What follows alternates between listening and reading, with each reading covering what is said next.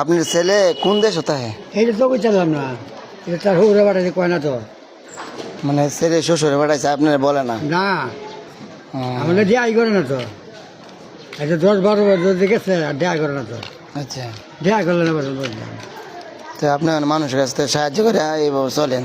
হ্যাঁ, এই যে কি করম, এই তো আমার তো আর বুদ্ধি নাই। যে ওনার ঠ্যাংটা এই জায়গাটা ভাঙে গেছে নাকি? না, ভাঙছে না, বাট নামছে। ও আচ্ছা আচ্ছা, বাট নামছে। হাঁটা চলা করতে পারেন না তো এরকম? হ্যাঁ, এই যে অবস্থা আছে, আজ কি করতাম, আচ্ছা, কাম কাজ করা হয় না।